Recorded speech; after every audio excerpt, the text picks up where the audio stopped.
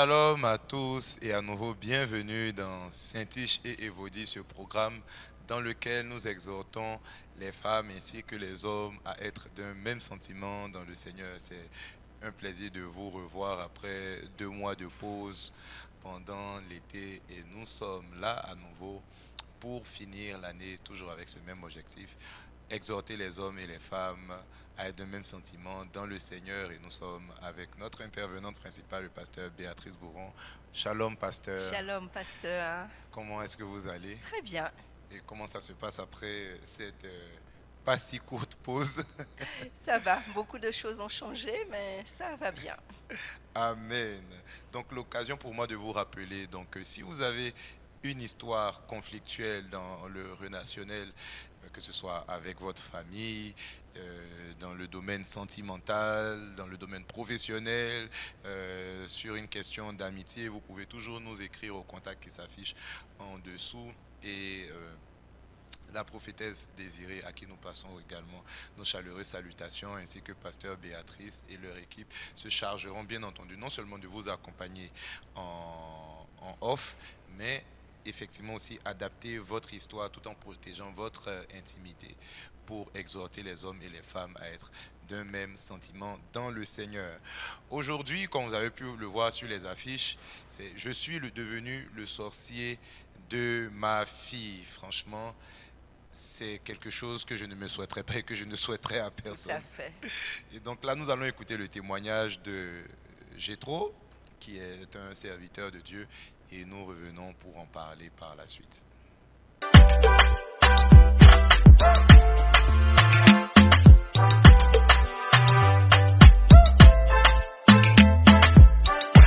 Bonjour, je suis Jétro, je suis un évangéliste. Je me permets de profiter de votre plateforme pour vous confier une situation blessante. On a tendance à croire que les hommes de Dieu n'ont pas de blessures, mais nous sommes des êtres humains. Bref, il y a une grosse cassure entre ma fille Séphora et moi. Séphora est ma fille aînée, les prémices de ma vigueur. Nous avions du moins une relation très fusionnelle, surtout que je l'ai eue jeune. Je dois préciser que j'ai perdu mon épouse quand Séphora devenait adolescente. Et Séphora est venue au Seigneur peu après le décès de sa mère par l'un de mes amis dans le ministère. Elle était très impliquée dans mon église, mais avait aussi de la proximité avec la famille de cet ami. D'ailleurs, nos familles étaient proches. Jusque-là, tout allait bien, jusqu'à ce que des désaccords apparaissent entre mon ami et moi. Sans entrer dans les détails, nous avons eu un violent désaccord qui nous a séparés. De manière subliminale et quelquefois peu voilée, nous nous pointions du doigt dans nos prédications, dans nos assemblées respectives. Et Séphora a mal vécu cette séparation. Elle était déjà à l'âge adulte. Certaines personnes murmuraient dans mon église contre moi par rapport à cette affaire, et au sein d'elle se trouvaient quelques amis de Séphora.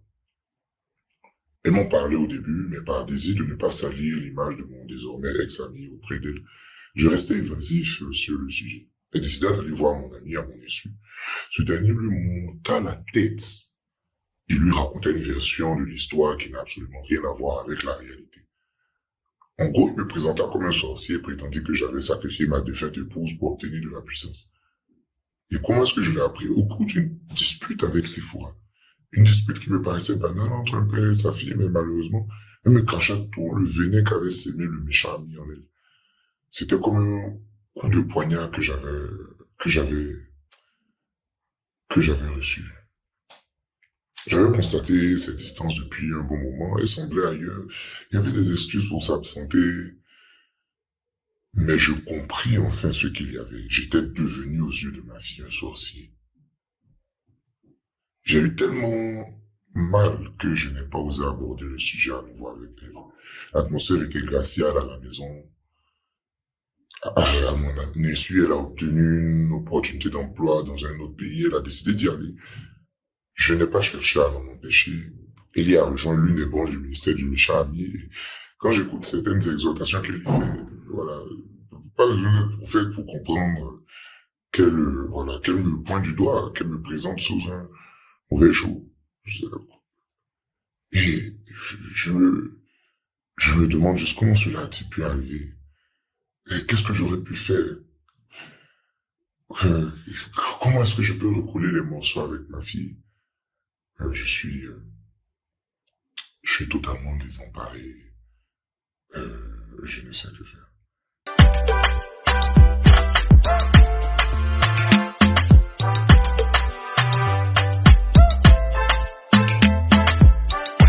Je suis devenu le sorcier de ma fille. Pasteur, la première question que je voudrais vous poser avant qu'on ne développe le sujet, comment vous sentiriez-vous si vous étiez à la place du pasteur, de l'évangéliste Jétro? Beaucoup de souffrance. Waouh. Beaucoup de souffrance parce que si dur, du moins, quand il parle de sa fille, hein, Mhm. bon, déjà c'est sa fille, et puis il y Oui, avait quand même, il était très proche, hein, effectivement. très très proche de sa fille, et que cette relation soit brisée et Mhm. brisée de cette façon, parce que on se rend compte, en fait, il a perdu à la fois un ami et sa fille Oui. dans cette histoire. Mhm. C'est très très difficile. Mhm. Je crois que la relation avec les enfants, Mhm. quand elle est rompue de la sorte, c'est vraiment difficile à vivre. Mhm. Waouh. Alors, le premier pan de cet échange que je voudrais qu'on aborde, c'est déjà, parce qu'on voit que Jétro, il est veuf, je voudrais quand même qu'on aborde rapidement, parce que certainement que certains qui nous suivent aussi vivent un veuvage. Comment ça se passe, le veuvage, que ce soit en tant que chrétien normal ou euh, aussi en tant que serviteur de Dieu? Est-ce que on reste veuf jusqu'au bout? Est-ce qu'on se remarie? Dans quel délai on se remarie? Comment on fait avec les enfants? Est-ce qu'on leur demande leur avis pour se remarier? Comment aussi on gère l'Église dans une telle circonstance? Comment est-ce que ça se passe? Alors, le Seigneur, il y a plusieurs cas de figure, et dans le cas du veuvage, on peut se remarier. Ok, D'accord? C'est pas forcément, c'est pas une obligation. Il y a ok, des personnes, effectivement, qui ne sont pas appelées à se remarier, mhm, et qui vont rester, des personnes qui vont rester veuves. ok, En tout cas, la Bible, dans ce sens, conseille. Mais euh, je pense que par rapport aussi à sa position, mhm, s'il rencontre quelqu'un, c'est quelque chose qui va faciliter. C'est jamais dit facile ok, de vivre le veuvage quand on a des enfants et mhm, quand on a aussi le ministère. wow, C'est quelque chose qui est compliqué.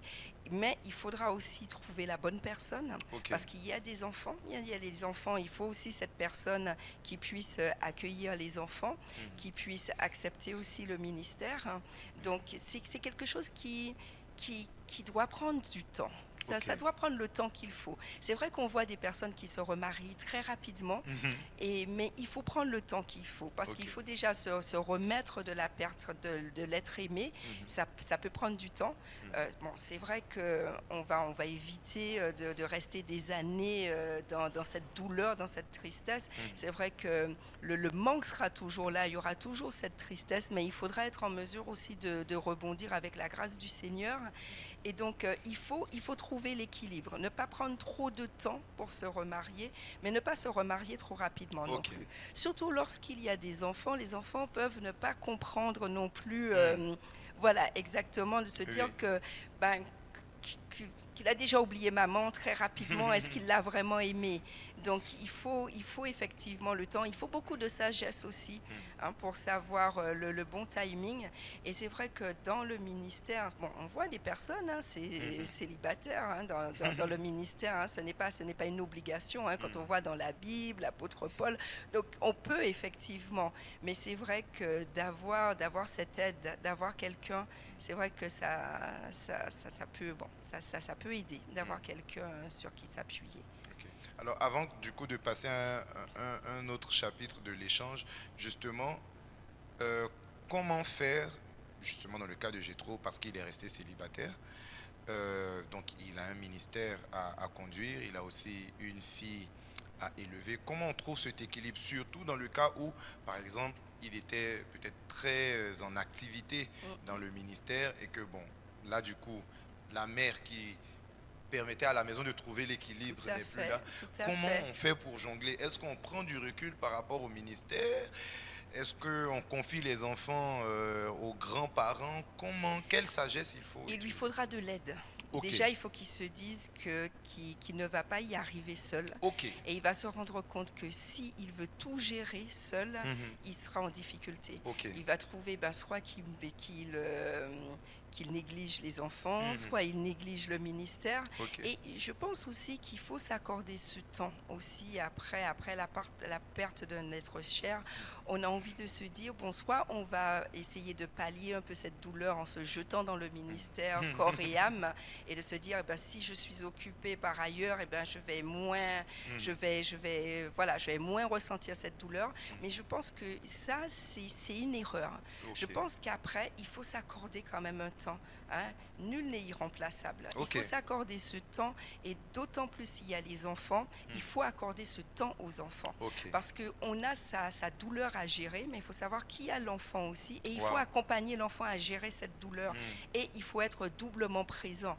Surtout que quand on est dans le ministère, ouais, dans le ministère ou pas, ou quand on est marié, c'est vrai que naturellement, il y a certaines charges Ok, qui dévolues à la femme. Mhm. Et c'est vrai qu'aussi, quand on est dans le ministère, il y a un quotidien que l'épouse va gérer. Hein. Oui. On a eu à en parler. Oui. Et il y a un quotidien que l'épouse va gérer. Et c'est vrai que tout ce qui, aussi au niveau de l'enfant, Mhm. que va gérer la maison, mais va aussi gérer sans prendre la place du père, mais va se retrouver à avoir un peu plus à faire un peu plus de choses par rapport, surtout si elle est beaucoup plus présente. C'est important. Et il y a eu des cas aussi, et là j'interpelle aussi par rapport à cela, et certains pères dans le ministère qui ont complètement tout laisser reposer sur l'épouse, et notamment l'éducation des enfants, Ok. et qui n'avaient pas forcément de relation de proximité. C'est-à-dire qu'ils côtoyaient les enfants, mais il n'y avait pas tout à fait ce lien, et c'est vrai que l'enfant avait plutôt comme repère la mère. Et ça a été très dur. J'ai des témoignages de personnes, pas forcément dans le ministère, mais des personnes qui étaient un peu en retrait par rapport à leur travail, Ok. par rapport aux enfants.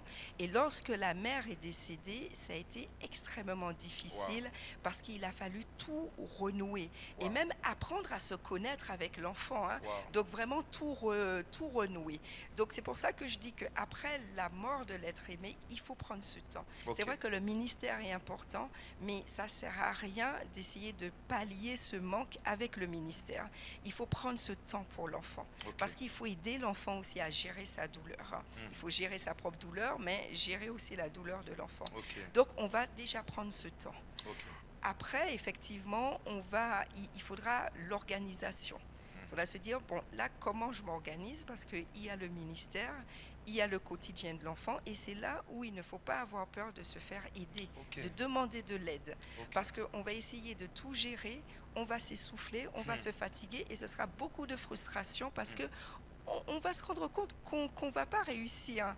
Et forcément, il y aura un aspect qui sera négligé. Ce sera le ministère ou les enfants, et ce sera compliqué. Donc ne pas hésiter à demander de l'aide. Ça peut être de l'aide de la famille, si la famille est proche, en tout cas géographiquement, donc qui puisse avoir cette aide pour pouvoir gérer les enfants ou l'enfant, gérer aussi un certain quotidien.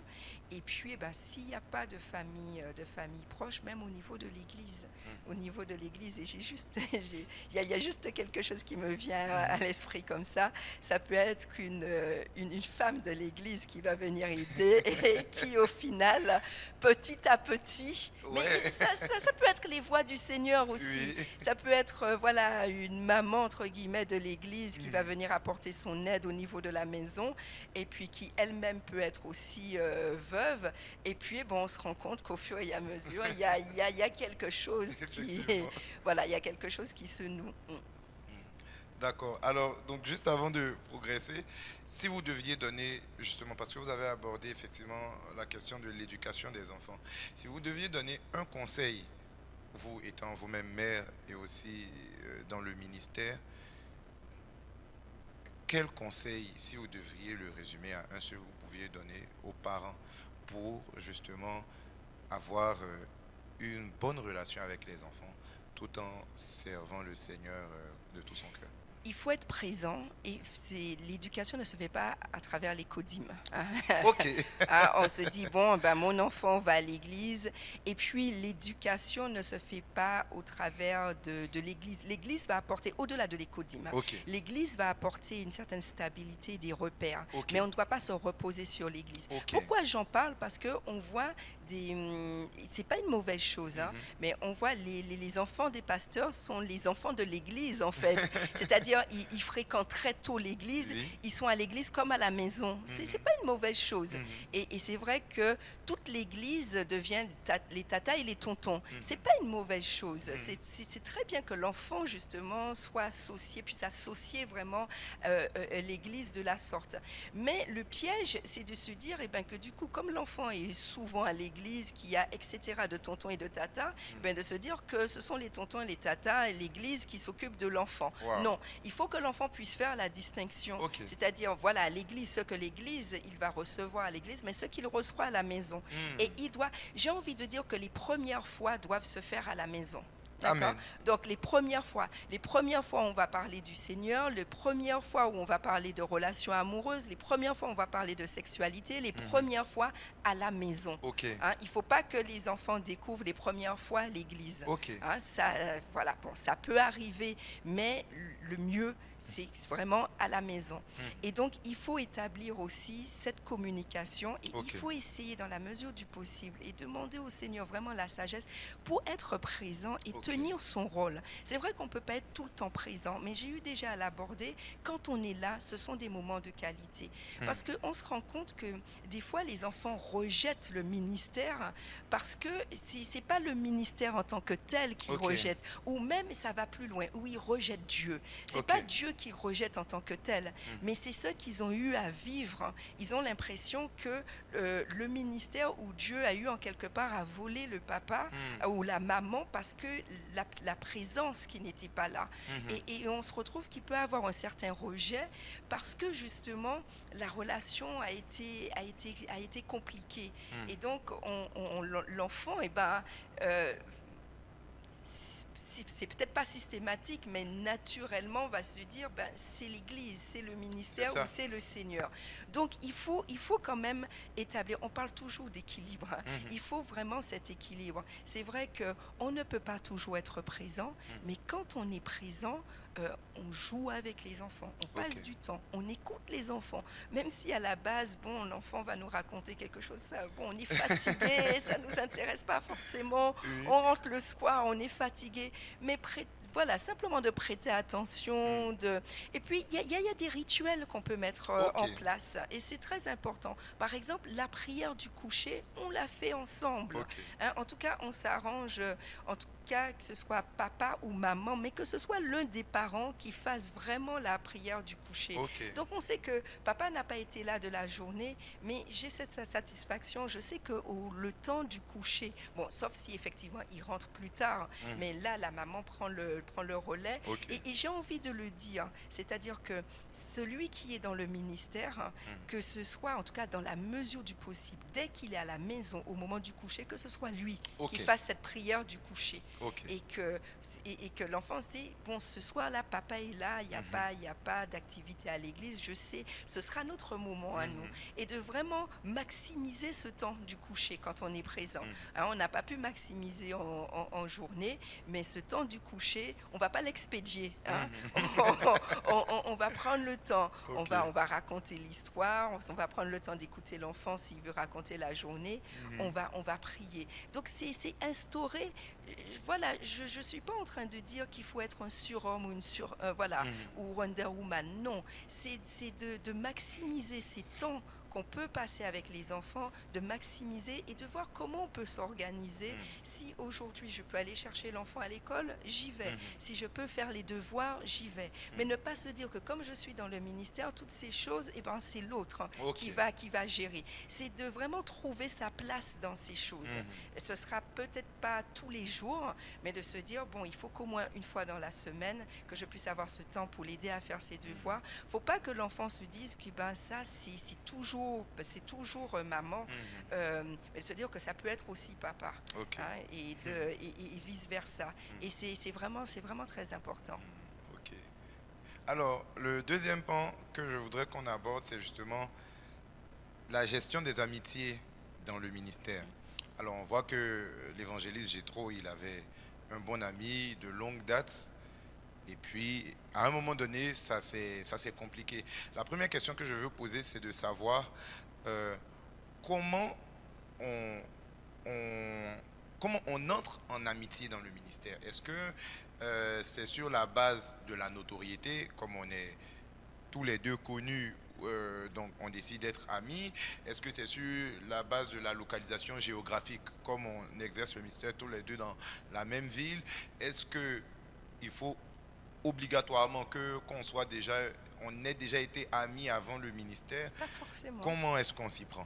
Pas forcément. Après, je pense que ce qui va tisser le lien d'amitié, c'est qu'effectivement, qu'on puisse se fréquenter, Ok. qu'il y ait cette proximité. Et c'est comme ça, au départ, hein, qu'on apprend à se connaître et que dans le ministère, on devient des amis.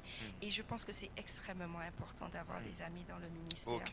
C'est vrai qu'on rentre dans le ministère, on a déjà des amis. Ok. Ça peut être aussi des amis d'enfance, ça peut être Mhm. des amis du couple. On rentre dans le ministère, on a des amis.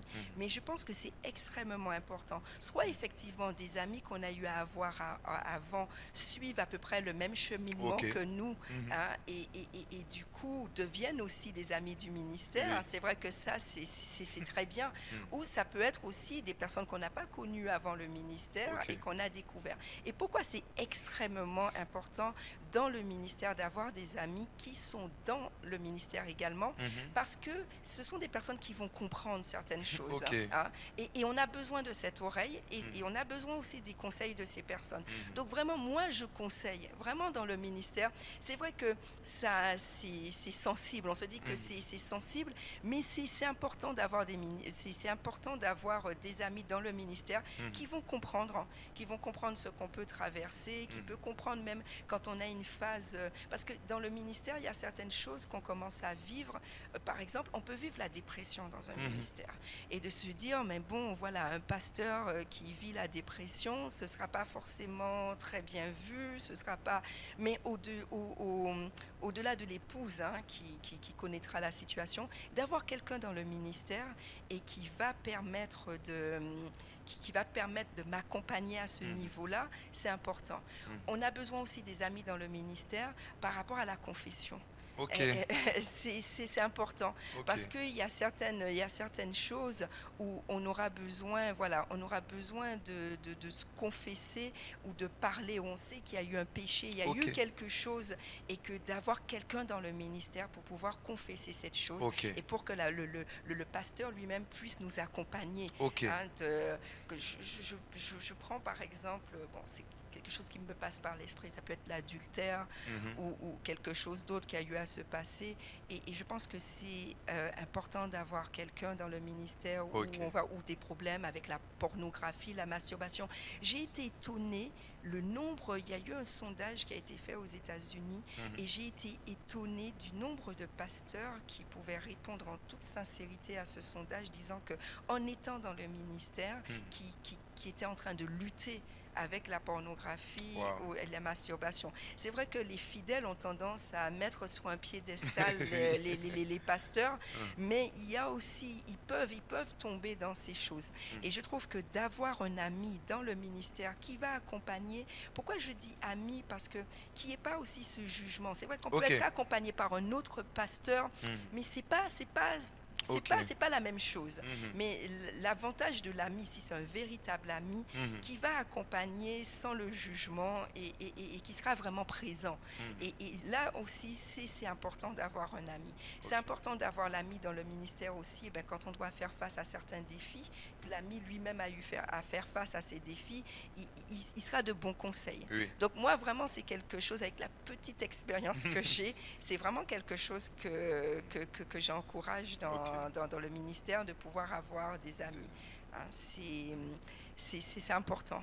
C'est important de pouvoir développer cette amitié. Alors, donc, est-ce que dans cette amitié-là, est-ce qu'on doit ouvrir notre maison et notre famille, justement, supposons que, voilà, vous rencontrez d'autres ministres de Dieu, un couple par exemple, euh, le courant commence à passer, vous avez la conviction que oui, vous pouvez être ami avec eux. Est-ce que ça implique automatiquement que on doit leur ouvrir notre maison, que les deux familles doivent se connaître, ou bien notre, je vais dire ça comme ça, complicité ne doit se limiter qu'au ministère? Alors, c'est pas automatique. Ok, C'est pas automatique. Et puis, il faut savoir que dans l'amitié, il y a différents degrés, en fait, ok, j'ai envie de dire, différents degrés d'amitié.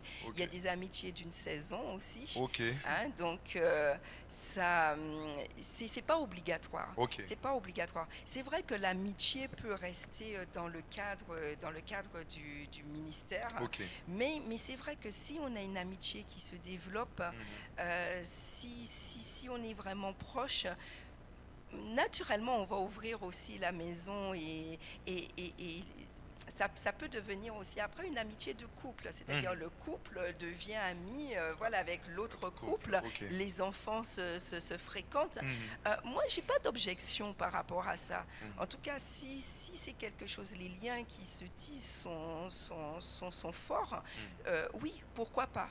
Mhm. Pourquoi pas avoir... euh, je ne pense pas de se dire que voilà, on a mal fait en Ok. ouvrant la porte. C'est vrai que c'est pas quelque chose, surtout si c'est quelqu'un, si l'amitié est vraiment née dans le cadre du ministère. C'était quelqu'un qu'on ne connaissait pas avant. Mhm.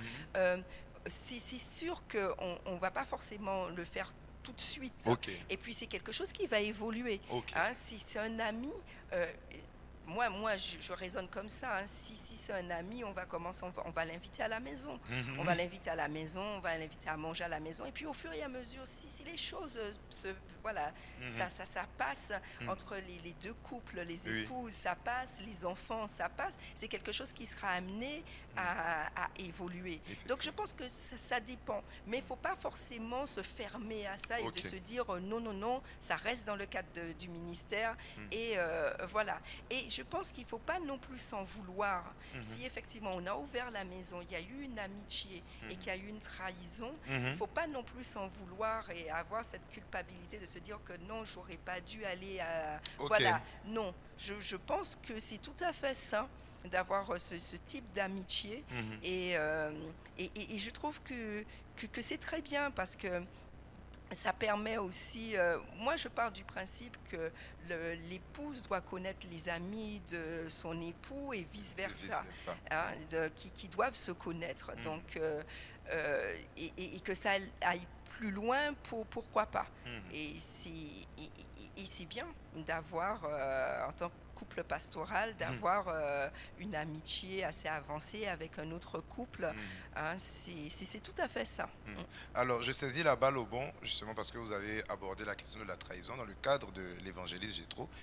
Il y a eu effectivement, il y a eu une cassure avec son ami et c'en est arrivé très loin. Justement, la question que je voulais poser, est-ce que on peut toujours anticiper la trahison dans une amitié? C'est pas toujours évident. En tout cas, il faut pas se dire que je vais pas me lier d'amitié parce qu'on on a en perspective la trahison. Ok. Hein. Et il faut pas non plus, parce qu'on a eu à vivre une mauvaise expérience, se Mhm. fermer Ok. à cela.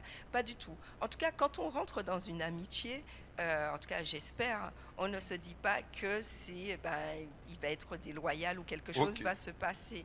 Après, anticiper, c'est simplement où on doit être vigilant à certains signes. Mhm. Hein. Ok. Quelque chose qui peut briser, et je pense dans le ministère, quelque chose qui peut amener la trahison, c'est la jalousie. Je Ok. pense dans le ministère. Quand on parle on parle d'une amitié dans le cadre du ministère, Mhm. je pense que la jalousie et la comparaison, Ok. c'est quelque chose qui peut effectivement amener une certaine forme de déloyauté. Mhm. Et sans être à l'affût de ces choses, mais on doit être vigilant si Ok. on voit certains comportements, Mhm. on doit à ce moment-là en parler. Ok. C'est pas simplement je vois ces comportements et puis voilà. Si on le voit une première fois, ok. Mais si on voit que voilà, il y a certaines réactions, il y a quelque chose qui s'est passé. Bon, je ne sais pas s'ils évoluent dans la même église ou dans la même fédération, la même famille d'églises. Mhm. Et puis il y a eu un événement où nous, on se rend compte qu'on a réussi à mobiliser plus de personnes, qu'on voyait vraiment l'action du Saint-Esprit, où il y avait...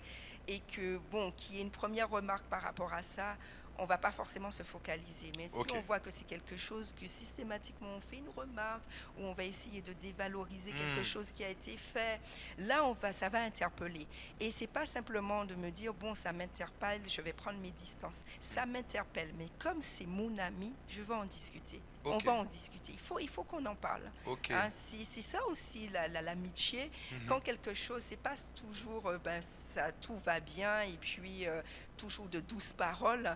Et à un moment, et je pense que c'est ça aussi de montrer qu'on aime l'autre. Ok. Quand on voit que quelque chose ne va pas. Et aussi, quand je parle de l'amitié dans le ministère, c'est important d'avoir cet ami qui, lorsqu'il va identifier que quelque chose tu as mal fait, qui puisse te le dire. Hein. Ok. La brebis ne va pas forcément aller le dire, mais qui est justement, j'ai envie de dire que l'ami devient un peu ce garde-fou Ok. qui viendra te dire, eh ben là, ce que tu as fait là, c'était pas bien. Ok. Hein, et ça peut venir de l'ami. Et ça doit venir de l'ami si c'est un véritable ami. Donc, juste pour revenir... donc, il faut, quand on voit quelque chose, quand on voit un certain comportement, il faut en parler. Ok. Après, si l'ami est ouvert et il y a la discussion et qu'il va le dire en toute sincérité et de lui dire, c'est vrai que ça m'a fait un pincement au cœur quand j'ai vu cette activité où j'ai vu que toi tu as été, voilà, où ils sont tous les deux pasteurs et puis l'autre est ordonné apôtre, ou voilà, et qu'il puisse lui dire, c'est vrai que ça m'a fait quelque chose, Ok. on en discute. Mais voilà, c'est pas être parano et se dire, Ok. il faudra être constamment vigilant par rapport à ça. On rentre pas dans l'amitié pour être vigilant Ok. et de se dire, bon, attention, c'est un potentiel déloyal. Donc là, non. Non, mais c'est simplement...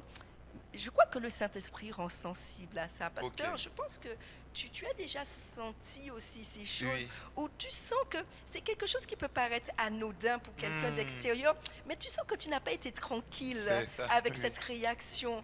Et je crois que le Saint-Esprit nous rend sensibles par rapport Ok. à ça. Et après, si on passe à côté, le Saint-Esprit va insister. On va se dire, là, il faut qu'on soit vigilant par rapport à Ok. ça. Ok. Alors, donc, transition toute trouvée pour parler justement de la gestion des conflits. Donc, dans le ministère, mais juste avant, je voulais juste rappeler que L'ami aime en tout temps de l'apôtre Philippe Chembo est disponible aux éditions Lampe à mes pieds, un livre qui parle en long et en large de l'amitié, le trésor de Dieu pour nous. Donc n'hésitez pas à vous le procurer, assurément vous serez bénis. Pasteur Béatrice, parlons de la gestion des conflits. Il y a eu oui, bon, l'évangéliste Jétro est assez discret là-dessus, il ne nous donne pas les détails, mais il y a eu un conflit avec son ami et, entre guillemets, ils n'ont pas réussi à le résoudre. Ma première question sur ce sujet est de savoir si, effectivement, il existe des mésententes qu'il n'est pas possible de résoudre. Après, je pense que ça dépend de la bonne volonté de chacun. Ok. Je pense que s'il y a cette bonne volonté, s'il y a ce désir, même il peut avoir une blessure profonde, hein, il peut avoir une trahison, une blessure, quelque chose vraiment qui nous met à terre parce qu'on ne s'y attendait pas. Hein, mais je pars du principe que s'il y a cette volonté, s'il y a voilà, de vouloir recoller les choses, reconstruire les choses, et de toute façon le Seigneur nous appelle à ça, et de pouvoir pardonner, il y a toujours la possibilité, même si ça va prendre du temps, et même si la relation ne va pas revenir comme avant. Hein, des fois, c'est pas possible. Hein, des fois, je pense qu'il ne faut pas s'attendre. Et là, on est en train de parler dans le cadre d'amitié dans le ministère, mais même l'amitié d'une façon générale. Hein. Là, on est en train de parler de relations. Au-delà du ministère, on est en train de parler de relations. Oui. Et de se dire que certaines personnes ressentent beaucoup de frustration parce que ou ne veulent pas pardonner parce qu'elles ont l'impression que qui dit pardon dit de revenir, voilà, avoir la même relation qu'avant. Non, Ok. le pardon n'implique pas, et il y a une mauvaise compréhension du pardon, ça n'implique pas de revenir comme bras dessus, bras dessous, Ok. comme avant, non. Hein. Ok. Le pardon, c'est dans le cœur. On Ok. peut pardonner et ne plus avoir de relation avec cette personne, Ok. mais on a pardonné. Ok. Hein, mais on se rend compte que c'est compliqué de poursuivre le même chemin, les chemins se séparent, mais on a pardonné. Ok. Hein. Donc je pars du principe que oui, on peut, la relation, s'il y a la bonne volonté de chacun, qu'il y a quelque chose qui peut... qui peut sortir de cela. On va peut-être pas revenir. Il y a certains cas, hein, en fonction de ce qui s'est passé, l'amitié peut revenir Ok. et ça peut même parfois être renforcé. Ok. Hein, ça peut être renforcé parce que ce type... ce type de situation, j'ai envie de dire, ce type de choc qui arrive dans cette amitié peut permettre aussi de mettre à plat certaines choses et permet aussi d'ouvrir le cœur. Ok. Et on se rend compte que cet ami qu'on pensait connaître, qui nous livrait certaines choses, on le découvre aussi sous un autre angle parce Ok. qu'on le voit se livrer comme on ne l'avait jamais vu se livrer. Ok. Donc, ça ne veut pas dire que forcément l'amitié sera brisée. Hein, l'amitié peut être maintenue. Mais si on part du principe que ce qu'il a eu à me faire, c'est trop difficile et que là, c'est bon, c'est fini, on arrête, là, ça va être un peu... Voilà, si ce n'est pas des deux côtés, des deux sens, ça va être difficile. Et puis moi, je suis toujours partisane de la tierce personne. Hein, des fois, c'est important d'avoir un regard extérieur pour nous accompagner. Hein, c'est en dehors, effectivement, en dehors du Seigneur. Ok. Quand je parle de ce regard extérieur aussi, c'est que le clash peut arriver aussi pour une mauvaise compréhension ou voilà, quelque chose. Et d'avoir quelqu'un externe Ok. qui va prendre, du moins extérieur, hein, mais un homme de Dieu, Oui. hein, voilà, d'extérieur, qui va prendre le temps, mais sans parti pris, on est Ok. d'accord, hein, sans parti pris, qui va prendre le temps de discuter avec chacun, d'avoir la version de chacun et de se positionner en tant que médiateur. Ça peut aider. Et ça peut être, par exemple, quelqu'un que les deux personnes apprécient, hein, qui vient se positionner entre médiateurs. Mais là, c'est aller très loin. C'est vrai qu'on n'a pas les détails, mais c'est aller très loin. Et je pense qu'il y a eu, d'un côté, en tout cas, cette volonté. La façon dont c'est allé et le fait que les accusations qui ont été portées sur Jétro, moi, après, c'est ma petite idée. Hein, je pense que comme on n'a pas d'informations, on peut spéculer. J'ai envie de spéculer. Effectivement, allons-y. Voilà, spéculons. Donc, moi, et c'est pour ça que je parlais de la question de jalousie. Moi, je pense qu'il y a quelque chose par rapport à la jalousie. Pour qu'on puisse y aller au point de Dire parler qu'il a de sacrifié sorcier, sa femme voilà, pour qu'il a la sacrifié. puissance. On va quand même très loin. On va quand même très loin de parler qu'on a sacrifié sa femme et puis et en quelque part, il a récupéré la fille aussi. Hein. Oui. Donc, moi, je me dis que c'est peut-être pas que ça, mais en tout cas, quand je vois comment la jalousie peut être, c'est dit qu'on en parle par rapport dans la Bible, et voilà, je me dis que c'est parti, parce que je me rends compte que la jalousie peut amener très très loin. Peut, en tout cas, dans les accusations. Je trouve que la jalousie, c'est vraiment quelque chose qui a en rejeton les accusations. Ok. Hein. Et c'est pour ça que là, on est vraiment dans des accusations, hein, de dire que tout ce qu'il a eu à faire et des sacrifices. Et je pense, et comme on est aussi dans le cadre du ministère, je me dis c'est quelque chose aussi, voilà, dans le ministère, c'est quelque chose qu'on voit. C'est quelque chose qu'on voit d'une façon générale aussi à l'Église, la jalousie. Et je me dis, voilà, c'est peut-être pas que ça, mais il doit avoir quelque chose parce que la jalousie a sa place, en tout cas par rapport à ça, Ok. et, qu'on puisse qu'on puisse en arriver à ce point et où irréconciliable, quoi. Hmm. Là, vraiment, c'est difficile. Alors, je n'avais pas forcément prévu ça, mais alors que vous avez parlé de jalousie, la question qui me monte, c'est comment on fait pour gérer justement la jalousie? Si aujourd'hui, même pas forcément dans le ministère, voilà, on peut être des frères et sœurs à l'église, je me rends compte que professionnellement parlant, l'autre est beaucoup plus épanoui que moi, alors qu'on a par exemple fini les études la même année, ou bien que ben, on a commencé à aller gagner les âmes, Oui. l'autre a plus de résultats que moi, ou bien on chante à l'église, Oui. l'autre est beaucoup plus plébiscité que moi. Publicité où on voit l'onction, quand on Oui, chante, il on y a quelque voit chose qui vraiment se passe.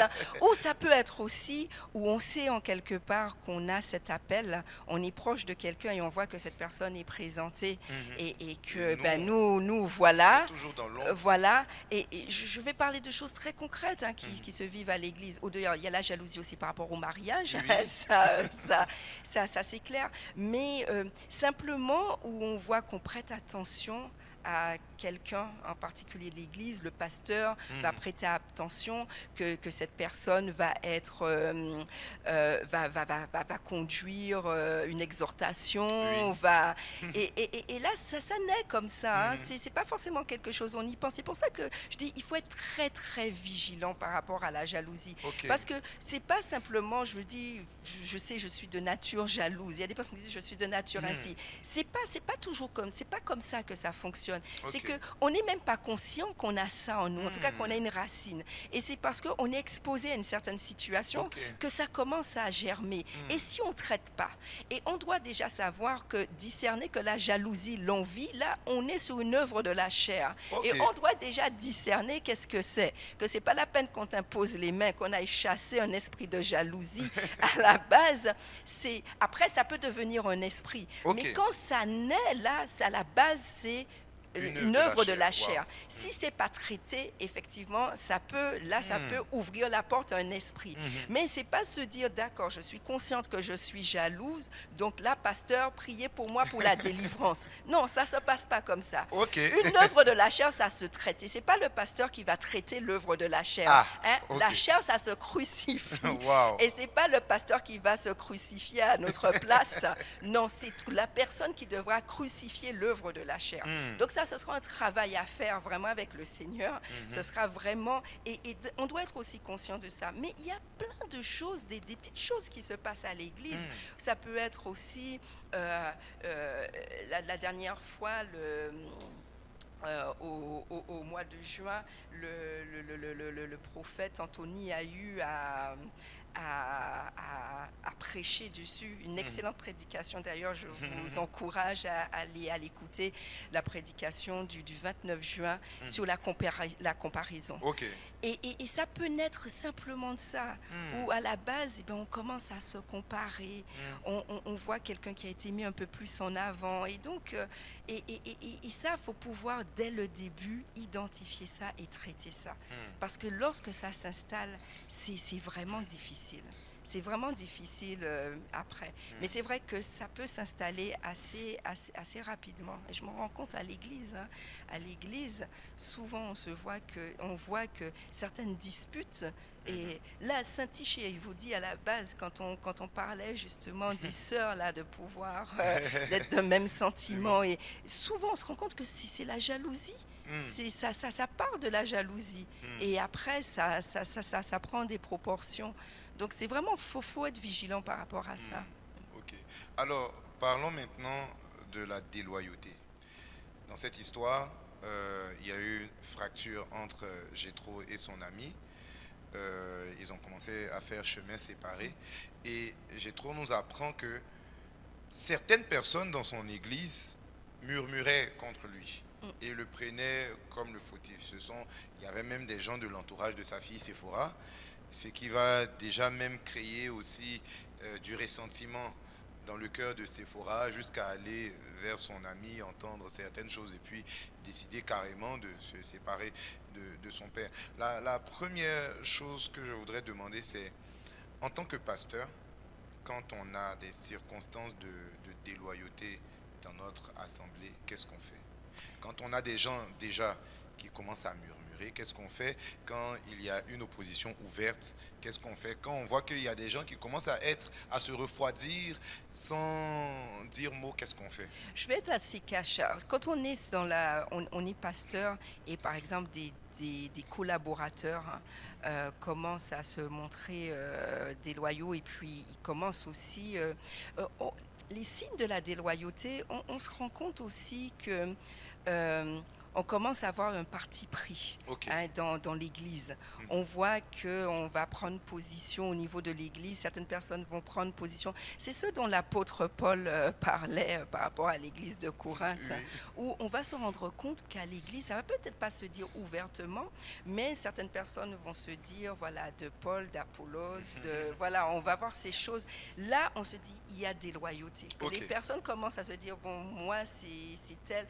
Là, on se dit qu'il y a les signes de la déloyauté. Lorsque quelqu'un commence je parle par rapport à un collaborateur, il ressent ce désir d'indépendance ou il commence à remettre en cause certaines décisions. Et puis, dans la déloyauté, c'est que la personne ne va pas s'opposer frontalement, en tout cas au début, mais va semer ça au niveau de l'Église pour qu'il puisse avoir une certaine partie de l'Église de son côté, va commencer à incliner les cœurs, en tout cas, comme Absalom a fait. Absalom, ils vont commencer à incliner le cœur parce que la personne déloyale, forcément, il y a aussi ce désir d'indépendance. Ok. Et si c'est un collaborateur, et il y aura ce désir aussi par exemple, de pouvoir avoir sa propre église. Et il faut déjà qu'on puisse, au niveau de l'Assemblée, de savoir qui va nous suivre. Et donc, il y a ces signes. Et c'est pour ça que je dis que malheureusement, je pense que tout pasteur ou homme de Dieu a été confronté ou va être confronté. En tout cas, en tant qu'homme de Dieu, si vous êtes là, vous nous écoutez et que vous savez que vous avez cet appel, dites-vous que vous n'allez pas passer entre les mailles du filet. Je pense que dans le ministère, on va tous connaître ça. Et si on est déjà dans le ministère, on ne l'a pas connu, on se dit, on va être amené à le connaître. Et donc, de pouvoir effectivement identifier les signes de déloyauté. Et il faut être... je prends l'exemple du bishop Dag qui le disait aussi. Lui il les cache. C'est-à-dire, on arrête avec cette personne. Ok. Parce qu'on a toujours tendance à se dire, oui, mais bon, voilà, on va essayer de voir qu'est-ce qu'on peut faire, ça se fait pas, il y a déjà des rumeurs me concernant, si j'arrête la collaboration, ça va prendre des proportions, mais quelqu'un de déloyal, c'est quelqu'un qui va venir semer quelque chose, vraiment va venir semer de l'ivraie dans l'église, parce que le déloyal, il va jamais rester dans son coin, et puis voilà, il va systématiquement chercher à semer. Il y a quelque chose qui va semer. Et donc de se dire que avant que ce ne soit toute l'Église qui soit atteinte, il faut pouvoir à un moment arrêter la collaboration. Okay. Il faut pouvoir arrêter la collaboration. En tout cas, je le dis, s'il n'y a pas eu de repentance, s'il n'y a pas eu, parce que on va pas, voilà, la première réaction, ce ne sera pas de dire, voilà. Donc il y aura toute la démarche aussi d'en discuter, de voir s'il y a de la repentance par rapport à ça, déjà que la personne reconnaisse et qu'il y ait de la repentance. Donc là, bien évidemment, on continue la collaboration. Mais si on aura tout essayé et qu'il y aura toujours cette rébellion, cette déloyauté, là, il faut être ministre de Dieu, c'est ça aussi. Pouvoir se séparer quand il faut se séparer de collaborateurs, pouvoir se séparer de ses collaborateurs, parce que si on n'a pas voulu par peur ou par autre, on n'a pas voulu prendre cette décision, on est en train de mettre en péril l'œuvre du Seigneur et même son ministère, son propre ministère. Donc, en tout cas, comment gérer? il faut identifier les signes de déloyauté. Ok. Il ne faut pas être naïf dans le Ah. ministère. Il ne faut pas être naïf. Il ne faut pas se dire, voilà, j'ai été ordonné pasteur ou évangéliste et tout, je suis arrivé et voilà, et tout va bien se passer. Parce que le plus dur, c'était d'entrer dans le ministère. Ah. Maintenant que je suis dans le ministère, voilà, les choses vont rouler. Non, il ne faut pas être naïf dans Ok. le ministère. Il ne faut pas être naïf. C'est pour ça que je dis qu'il faut arriver dans le ministère en savoir que ces choses, on va les vivre. On va les vivre. C'est pas agréable, hein, mais le Seigneur n'a jamais dit que le ministère serait agréable. Hein. Donc, Wow. il y aura ce lot aussi. Hein, donc, ne pas être naïf et pouvoir identifier en tout cas ces signes de déloyauté et de pouvoir les traiter rapidement. Ne pas laisser les choses parce qu'on se dit on n'a pas envie. Parce qu'il y a certains pasteurs qui n'aiment pas le conflit. On n'aime pas le conflit. On veut, voilà, on veut que tout se passe bien, que la personne désagréable, que ce ne soit pas nous, le méchant, entre guillemets, que ce ne soit pas nous. Donc voilà, on va être intimidé en fait. Et ça, c'est un problème. Un pasteur intimidé, c'est un problème. Parce que le déloyal, il va intimider. En tout cas, il va passer par l'intimidation. Et c'est pour ça que beaucoup de déloyaux se retrouvent à poursuivre leur œuvre dans l'Église sans réelle opposition parce qu'il y a l'intimidation. Wow. Et parce que le pasteur responsable principal, il est intimidé par rapport à ça, il ne va pas prendre la décision qu'il faut et il ne va pas arrêter les choses. Donc vraiment à ce niveau-là, il ne faut pas être naïf. Il faut pouvoir traiter toujours effectivement avec le Seigneur, que le Seigneur puisse guider aussi, puisse conseiller, c'est le meilleur conseiller qui soit, qui puisse conseiller aussi par rapport à ça, et de prendre aussi des amis dans le ministère ou des pères dans le ministère qui peuvent aussi. En tant que pasteur, on n'est pas seul, on n'est pas isolé. Il ne faut pas chercher à être un pasteur seul, isolé. De se dire que moi, je suis capable d'être seul, de faire seul les choses. Je pense que, sachant que tout pasteur passe par là, c'est important aussi c'est pas montrer sa faiblesse que de prendre conseil auprès d'un pasteur, voilà, d'un père, d'un aîné dans la foi, d'un père spirituel qui a eu à passer, ou même si on ne sait pas s'il est passé par ça, mais d'aller prendre conseil auprès de lui, de dire, bon, par rapport à ton ancienneté dans le ministère, je suis sûre que tu as eu à gérer ça, d'aller chercher conseil aussi. Et je pense que ça, c'est pas montrer que, voilà, j'arrive pas, je suis pas à ma place parce que j'arrive pas à gérer la situation, mais c'est important une bonne façon de gérer aussi, c'est d'aller chercher conseil auprès de personnes qui ont eu à vivre ça, qui ont l'expérience aussi par rapport à ça, c'est important. Ok.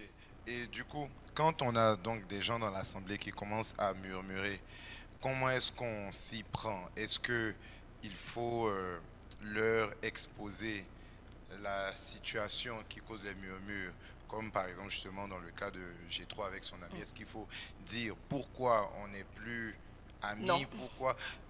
Pourquoi on ne doit pas le Non, faire? après, il faut pas, l'assemblée n'a pas besoin de tout savoir. Ok. Et je pense que les brebis doivent accepter ça. Et je me suis rendu compte que les brebis ont du mal à accepter ça. Les brebis veulent tout savoir. C'est-à-dire comprendre là, par exemple, parce que les brebis sont témoins de certaines choses. Se voient que, bon, avec un collaborateur, ça se passe pas forcément bien. Et auraient besoin de savoir, d'être au courant, et vont critiquer le pasteur parce qu'il n'y a pas eu d'informations par rapport à ça. C'est pas le rôle des brebis, ce ne sont pas les brebis qui gèrent l'Église. Wow. C'est pas le rôle des brebis de savoir exactement tout ce qui se passe, toutes les décisions qui sont prises. Et j'irai encore plus loin, c'est pas aux brebis de comprendre. Les brebis n'ont pas besoin de comprendre pourquoi telle ou telle chose se fait, parce que on veut se dire que, bon, le pasteur me dit qu'il faut faire, qu'il nous dit qu'il faut faire ça, que désormais ce sera ainsi, cela, mais on a besoin de comprendre. On a besoin de comprendre pour qu'on puisse faire effectivement ce qu'il demande. On a besoin de comprendre. Non, c'est pas comme ça que ça se passe à l'Église. Hein. Et les brebis doivent comprendre ça justement. Si elles ont quelque chose à comprendre, c'est justement qu'elles n'ont pas besoin de tout comprendre. Si elles ont intégré ça, c'est bon. Donc non, il faut pas rentrer dans les détails. Par contre, ce qui est important, c'est dans ce cadre, il peut y avoir une réunion, et quand je dis réunion, c'est avec les ouvriers. Toute l'assemblée n'a pas besoin non plus d'être au courant. avec les assemblées pour expliquer que à partir d'aujourd'hui, telle personne ne fait plus partie ou Ok. voilà, mais sans rentrer dans les détails. Ok. Hein, sans rentrer. Ce sont vraiment les proches collaborateurs Mhm. qui, effectivement, vont être les pasteurs assistants, ou voilà, Ok. anciens, qui vont être au courant, effectivement, de la teneur Mhm. des choses. Mais par contre, je pense que c'est important de pouvoir informer. Mhm. C'est pas simplement que, voilà, l'ouvrier du jour au lendemain, il ne voit plus telle ou telle Mhm. personne ou telle. Je pense donc il faut cette réunion pour pouvoir exposer que, voilà, les choses désormais seront comme ça. D'accord. Après, s'il y a des rumeurs, si on n'est pas au stade de la personne qui a été retranchée, entre guillemets, de l'Église, s'il y a des rumeurs, donc déjà de voir quel type de rumeurs. Après, ça peut être important, peut-être pas avoir une réunion avec tout le monde, mais de comprendre, de comprendre, c'est important de comprendre d'où viennent ces rumeurs et l'impact des rumeurs. C'est-à-dire qu'on a besoin de savoir ce qui se passe à l'Église. Donc, jusqu'où ça a pu toucher au gangréné, entre guillemets, Ok. de savoir et de pouvoir parler par rapport à ça et que les gens puissent s'exprimer.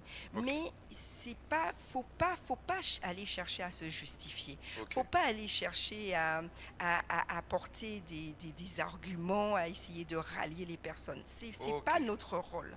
Parce que l'expérience montre qu'au contraire, on s'enfonce. Parce que les gens, quand ils ont déjà leur parti pris, c'est comme en politique. On peut venir avec toutes sortes d'arguments. Le cœur a déjà changé de bord. Oui. Donc, on peut venir. Donc, au contraire, on est en train de s'enfoncer. Ok. Et parfois, quand on veut aller donner des explications, on peut être maladroit dans la façon d'apporter des explications. Et on a l'impression qu'au contraire, ça va apaiser la situation, mais voilà, que ça n'apaise pas du tout. Ça met du feu, voilà, ça ramène encore du feu aux poudres. Voilà, donc il faut pas chercher à aller se justifier dans ce genre de situation. En tout cas, le Seigneur, en tout cas, si on n'est pas en tort dans cette affaire, le Seigneur saura rétablir la vérité. En tout cas, il saura faire les choses. Mais il ne faut pas chercher à tout prix.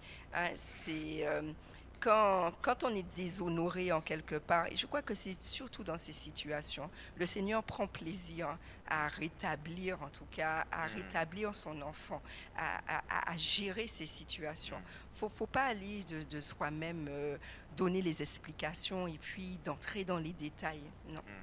Ok. Alors j'aimerais que la dernière partie de cet échange se focalise justement sur Séphora, qui est la fille de Jéthro, mais qui non seulement est la fille biologique, mais on va dire aussi la fille spirituelle parce qu'elle faisait partie de l'Église et tout ça. Alors en tant que brebis, en tant que membre d'une assemblée, en tant que voilà, fils spirituel ou biologique même du pasteur en charge de l'assemblée, quand effectivement il y a eu une situation et que j'entends des rumeurs, qu'est-ce que je fais? Est-ce que je pars demander, c'est vrai que vous avez parlé tout à l'heure du fait que c'est pas aux brebis de chercher à comprendre, mais je crois qu'il y a un cas particulier aussi Oui, ici, là, que Séphora, elle est fille biologique. oui. Qu'est-ce qu'on fait dans ce genre Il faut en parler. Ok. Je pense qu'il faut en parler parce que là, on est dans le cas où c'est la fille biologique, c'est notre fille. Il faut pouvoir en parler. Ok. Hein, Est-ce après- que, excusez-moi de vous interrompre, mais est-ce que ça a manqué du côté de Jéthro de communiquer avec Ouais. sa fille Mais, sur ça? mais il faut pouvoir en parler, ça a peut-être manqué, mais il faut pouvoir en parler avec sagesse Ok. aussi.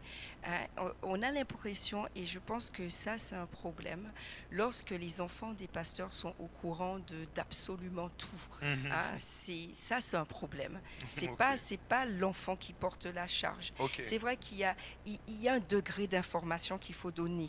Et là, il y avait une information, il fallait parler, mais pas forcément entrer dans les détails parce Ok. que, mais là où c'est délicat, c'est que l'enfant, quoi qu'il en, par rapport à la relation qu'elle avait avec son père et la relation qu'elle avait avec l'ami, va se retrouver, il y aura un parti pris. Et c'est ça qui est délicat dans cette situation.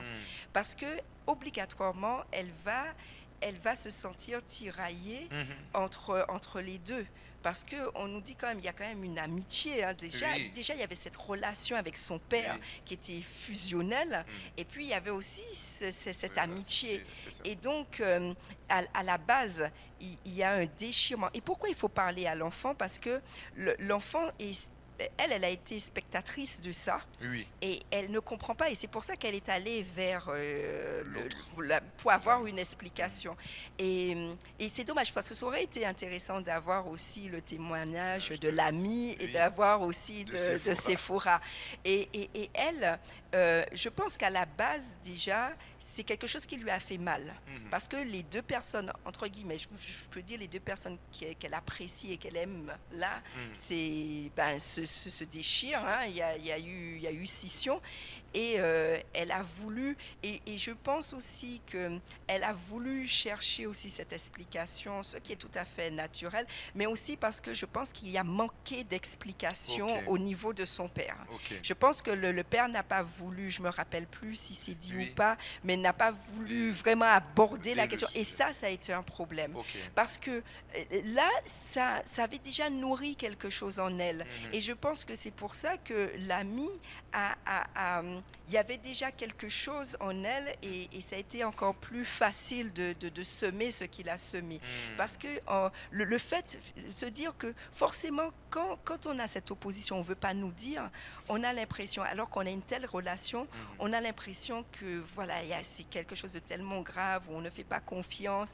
Et ça met un doute en quelque part. Ok. Et ça met un doute, ça met une certaine appréhension. Et ça, c'est clair que c'est quelque chose qui a manqué. Mhm. Après, je dis que en fonction, on ne sait pas ce qui s'est passé. L'objectif, ce n'était pas forcément de tout déballer. Ok. Il dit qu'il n'a pas voulu en parler justement parce qu'il ne voulait pas Ouais. mettre en tort, Tort, voilà. mais il y avait quand même un minimum à dire. Mhm. Et Ok. après, je pense que lui, ça part d'une bonne volonté, parce qu'il n'a pas voulu, contrairement à l'autre, il Oui. n'a pas voulu détruire la réputation de son ami, de son ex-ami.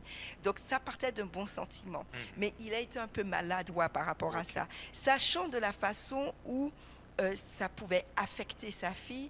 Mhm. Il fallait parler. Et on revient toujours à la communication. Il fallait qu'il parle avec sa fille pour pouvoir expliquer, pour lui dire que voilà, je ne peux pas te donner tous les détails, mais donner quand même suffisamment d'éléments. Parce que ce qui s'est passé en fait avec Sephora, c'est qu'elle n'a pas eu la version de son père. C'est ça. Elle a eu que la version de l'autre. Mhm. Et c'est pour ça. C'est pour ça. Et là, ça a manqué. Mhm. Parce qu'il aurait fallu, je pense que ça aurait été moins radical, Mhm. et elle allait se poser un peu plus de questions si elle avait eu aussi la version de son père. Mhm. Parce qu'elle avait confiance aussi en son père. Oui, quand même. Donc là, je pense que son cœur n'aurait pas été pris aussi rapidement, parce qu'elle se serait posé des questions. Elle me dit, bon, papa, lui, il dit que ça s'est passé comme ça. Lui, il se dit, c'est vrai que c'est parole contre parole, Mhm. mais je pense que elle aurait été davantage dans la réflexion, chercher par rapport au Seigneur, de voir qu'est-ce qu'il en est. Tandis que là, comme elle n'avait pas son père, et je pense qu'en quelque part, elle a été blessée. Mhm. Et quand on est blessé, vraiment, le cœur est ouvert à beaucoup de choses. Et je pense que quand elle est allée voir l'ami, le cœur, il y avait déjà une certaine blessure. Et donc, quand un cœur blessé, l'autre en face, il peut faire ce qu'il veut du moment où le cœur est blessé. Et donc, en plus, comme l'autre en face était en train d'accuser, alors qu'elle avait déjà cette blessure, et qu'on vient rajouter, en fait, de dire que c'est de sa faute, c'est ça, voilà, et que l'autre lui a prêté plus d'attention. Et c'est là que c'est vraiment important. Il faut savoir qu'au niveau des enfants, et en tant que parents, on oublie ça. On oublie, les enfants ont besoin de l'amour manifesté. On n'est pas la grâce manifestée, l'amour manifesté, l'affection. Ok. Et si ça manque à un niveau, on ira le chercher ailleurs. L'enfant ira le chercher ailleurs, systématiquement. Parce que l'enfant a besoin de ça. Et l'enfant a besoin de se nourrir de ça.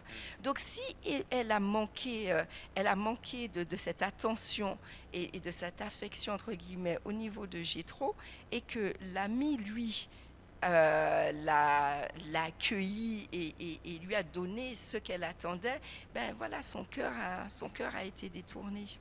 Alors, quand on est, parce que bon, Séphora était aussi une brebis de l'église, quand on est une brebis et que il y a des choses qui se racontent sur notre pasteur. Qu'est-ce qu'on fait? Est-ce que on y prête foi? Est-ce que on part demander justement à la partie adverse? Est-ce qu'on part demander des comptes à notre pasteur? Qu'est-ce qu'on fait Si c'est dans un son tel contexte? pasteur, c'est son pasteur. De toute façon, je pense qu'il faut faire la part des choses Ok. aussi quand on est brebis, quand on est fille, voilà. Je pense qu'il faut faire la part des Ok. choses. Il faut faire la part des choses et je pense que si au-delà d'être la fille, je pense qu'il y a quelque chose, il y a des rumeurs, il y a des choses qui commencent à se dire à l'église. Et c'est là un problème souvent avec les brebis. Les brebis entendent certaines choses, mais ne vont pas parler. Là, on n'est pas en train de parler de délation, on n'est pas en train de parler, Ok. parce qu'ils se disent, oui, mais bon, je vais rapporter. Et il y a des choses graves des fois qui se passent dans l'église, qu'on aurait pu stopper, qu'on n'a pas pu stopper parce que, eh ben, on a dit, moi, je ne me mêle pas de ce qui ne me regarde pas, ou je ne vais pas en parler. Qui suis-je pour en parler? Il y a des choses qui se passent à l'église, on doit faire ça remonter. On peut, si on se dit, bon, on ne va pas directement voir le pasteur, on peut passer par son responsable Ok. dans un premier temps. Mais il y a des choses, et je trouve que ça, c'est dommage, parce qu'au niveau de l'église, je trouve qu'il y a beaucoup de brebis qui taisent certaines choses, qui sont au courant de certaines situations, mais on ne va pas faire remonter ça parce qu'on ne veut pas être celui, rapporteur. voilà, le rapporteur. Alors que je pense que ce soit dans sa posture de brebis ou de fille, elle a été en contact avec ces choses. Il fallait, et je pense que là aussi, Sephora, il y a eu, parce qu'elle a été en contact aussi avec ça, Oui. il fallait qu'elle puisse en parler. Ok. Il fallait qu'elle fasse remonter ça à son père. Que ben, il y a ces choses qui se disent et qu'on puisse en discuter. Et aussi bien, même en étant brebis, et là encore plus en étant la fille, Oui. il fallait faire remonter ça. Il faut faire remonter, c'est important. Il y a certaines choses qui se disent et c'est là qu'on a besoin de discernement et de sagesse parce que je pense qu'elle servait à l'église, Oui. elle est déjà aussi, je pense qu'elle est à cet Voilà, âge quand pour même. avoir ce discernement et cette sagesse. Il faut savoir quoi faire remonter. C'est Ok. vrai qu'il y a des choses qui se passent, là tu vas pas aller encombrer le pasteur ou ton responsable avec ces choses parce que tu sais que bon, c'est un bruit qui court, ce sont des trucs de pacotille, là Ok. ça sert à rien de faire remonter. Mais il faut avoir ce discernement et cette sagesse de se dire que là, la façon dont les choses avancent, l'ampleur que ça commence à prendre, là, il faut que j'en parle. Et ça, c'est important. En tout cas, là, il y a eu un souci. Elle aurait dû faire remonter. Après, peut-être de se dire oui, ben parce que je suis la fille. Et c'est vrai, en tant que fille d'un homme de Dieu, en tout cas enfant d'un homme de Dieu, il y a deux réactions. Soit on se sert de cela, entre guillemets, et on peut aller très loin, en tout cas outrepasser, parce qu'on se dit, mais après tout, je suis la fille, d'accord? Ou soit... pour se faire accepter, pour s'intégrer, eh ben, on va prendre certaines distances aussi. Hein, on va prendre certaines distances. Et il peut avoir aussi, je ne veux pas être celle, voilà, sous prétexte que je suis la fille, eh ben, que je vais raconter. Et il y a parfois cette peur par rapport à ça. Ok. Alors, il me reste deux dernières questions. Premièrement, on voit que dans une dispute avec son père, et lui balance à la figure ce que l'ex-ami lui a dit. Il n'y a pas eu, il n'y a pas eu de communication par la suite. Qu'est-ce qui aurait pu être fait à ce moment-là?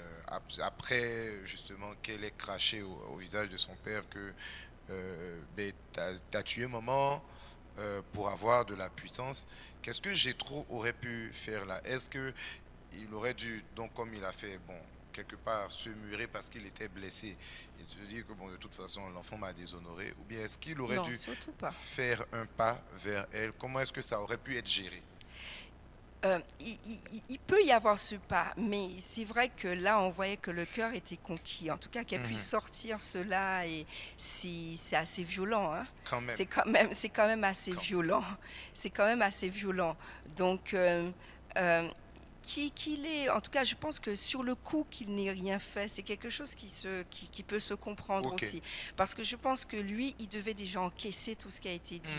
C'est vraiment, on réalise, franchement, qu'on lui dit que c'est lui qui a sacrifié. Et puis, il faut pas oublier qu'à son niveau aussi, il y a cette blessure parce que c'était son ami. Oui. C'était son ami et il y avait une pleine confiance aussi. Donc, que je me dise que sur le coup, que rien n'était fait, moi, je vais pas blâmer par rapport à ça. Ok. Donc, et je crois que parfois, on a besoin de temps pour pouvoir encaisser, digérer ça. Et une fois qu'on a pu encaisser, puis qu'on a été fortifié aussi, hein, que le Seigneur, à ce moment-là, reprendre contact. Ok. Après, si c'est pas du tout possible que on essaie de prendre contact, mais voilà, on ne, Hmm. on va pas s'acharner. Ok. Là, vraiment, le seul remède, c'est la prière. Ok. Parce que là, c'est un cœur. Hmm. Et nous, on peut pas. Celui qui incline les cœurs, c'est Dieu. On peut pas avec des paroles, des actes. C'est vrai que de lui montrer effectivement qu'on cherche à renouer le contact, ça, c'est une bonne chose. Mais on pourra pas faire plier son cœur. Ok. Là, c'est la prière. Ok. C'est la prière pour que le Seigneur puisse lui ouvrir les yeux. Ça, c'est vraiment le combat là. Le combat à ce moment-là, c'est ça. Le combat se mène dans la prière pour que le Seigneur puisse ouvrir les yeux de Sophora. Parce que au stade où elle est là, elle a changé de pays, Oui. rejoint elle a carrément. rejoint, elle sert dans cette église-là. À ce stade-là, ça sert à rien de s'acharner. Ok. Là, on plie les genoux, on prie. Hmm. On prie vraiment pour que le Seigneur, et on croit que le Seigneur le fera, vraiment que ses yeux puissent s'ouvrir par rapport à cette réalité et qu'elle puisse se rendre compte et qu'elle puisse revenir. Ok. Alors avant de finir, donc j'aimerais que vous donniez un dernier mot, premièrement, aux personnes qui sont dans la situation de Sephora, qui donc ont été dans une assemblée, qui se sont laissés aller à des rumeurs qui ont été dites, qu'elles soient fondées ou pas, et qui se sont rébellées, qui sont parties, et qui de là où elles sont, dans la maison de laquelle elles sont parties, qu'est-ce que vous pouvez leur donner comme conseil? Et déjà de ne pas rester dans cette situation parce que c'est une malédiction. Ok. Là, vraiment, de ne pas rester dans cette situation parce qu'il y a une malédiction. Il y a déjà une malédiction par rapport, c'est son père. Déjà c'est grave si c'est toute autre personne. Mais là, on parle du père. On parle de l'autorité spirituelle. Hein. On parle de son père. Donc là, vraiment, il y a une malédiction. Parce que là, ce qu'on se rencontre avec elle, le problème, c'est qu'elle n'a pas seulement coupé les ponts avec son père, c'est qu'elle elle continue à colporter. Et donc, vraiment, moi, si j'ai un conseil à donner, c'est de dire d'être conscient qu'il y a une malédiction et que ces personnes vous n'allez pas avancer. Vous n'allez pas avancer. Vous allez vous rendre compte que il y a tellement d'obstacles. Parce que là, elle a renié son père biologique, son père spirituel. Elle a tout. Elle a vraiment tout accumulé. Et il y a vraiment des malédictions attachées à ça. Et puis, la Bible dit d'honorer. On dit que si franchement, elle ne sera pas heureuse parce que c'est ce que la parole dit. Hein, que si on n'honore pas, elle ne sera pas heureuse. Elle va penser être heureuse, mais elle ne sera pas heureuse. Et sa vie peut être abrégée. Ce n'est pas moi qui le dis. La parole, votre vie peut être abrégée. La parole le dit. Hein, que les jours, voilà. Et donc, vraiment de se repentir. D'être conscient, vraiment, de ne pas demeurer dans cette situation, parce qu'il y a une malédiction attachée à cette situation. Les choses ne vont pas marcher. Les choses ne vont pas marcher. Donc peut-être que pendant un temps, on va jouir de cela, mais ce sera vraiment pendant un temps. Pendant un temps. Et donc vraiment de se repentir, de revenir au Seigneur et de pardonner. Amen. Et donc un dernier mot pour justement ceux qui sont dans la situation de Jéthro, qui justement ont subi les affres de la trahison et de la déloyauté. Là, il pose la question justement, comment est-ce qu'il peut recoller les morceaux avec sa fille? Qu'est-ce que vous pouvez leur donner comme conseil? Donc déjà de ne pas endurcir le cœur. Ok. C'est vrai que ça a été très dur, hein, du moins aussi bien au niveau de l'ami Oui. Oui, c'est que de sa fille. Donc de ne pas endurcir le cœur et de lui déjà, le premier pas, c'est de pardonner. Ok. Hein. Bon, moi j'aime ça parce que c'est le Seigneur qui le dit. Ok. Et on doit pardonner dans cette situation, même s'il a l'impression, et je pense qu'il doit se tenir, déjà la première chose à faire, c'est de venir devant le Seigneur et de laisser le Saint-Esprit sonder le cœur. Parce qu'il peut, il peut a priori se dire, j'ai pas besoin de pardonner. Il peut se dire, bon voilà, c'est ma fille, je veux recoller les morceaux et j'ai pas besoin, voilà. Si je veux recoller les morceaux, ça veut dire que j'ai pas déjà. besoin, j'ai Ok. déjà, Ok. d'accord? Et c'est là l'erreur. Hein. Ah, C'est vraiment là l'erreur. Et il faut dans ce parce qu'il y a des blessures. Forcément, cette situation a apporté des blessures. Et donc, il faut s'exposer au Saint-Esprit pour que le Saint-Esprit puisse sonder, puisse lui montrer déjà les blessures et lui montrer que voilà, ça c'est vrai qu'il veut recoller les morceaux avec sa fille, mais telle chose, il y a quand même, il y a ce pincement. Donc qu'il puisse déjà demander pardon et qu'il puisse reconnaître qu'il y a des blessures et qu'il puisse traiter ces blessures. Et c'est vrai de continuer effectivement à reprendre contact, à demander, à prendre des nouvelles de sa fille aussi, c'est-à-dire indirectement. Hein, c'est-à-dire, il ne faut pas effectivement, si j'ai un conseil à donner, c'est pas de se dire voilà, elle m'a fait mal, bon, j'essaie de la contacter, elle ne veut pas, et puis on s'arrête là. Ça reste sa fille. Donc, de continuer à prendre des nouvelles, hein, il y a toujours quelqu'un qu'on connaît, voilà, de continuer à prendre des nouvelles, de s'intéresser comment elle évolue, de prier. Donc, du coup, de ne pas fermer le cœur, mais de traiter ses blessures. Ok. Et je pense que c'est important parce que forcément, il y a des séquelles. En tout cas, ce qu'il a eu à vivre, il y a des séquelles. Même si lui, il ne reconnaît pas, même s'il ne reconnaît pas, il y a des séquelles. Donc, de laisser le Saint-Esprit sortir ces choses, de traiter ça, et puis il sera un petit peu plus apaisé.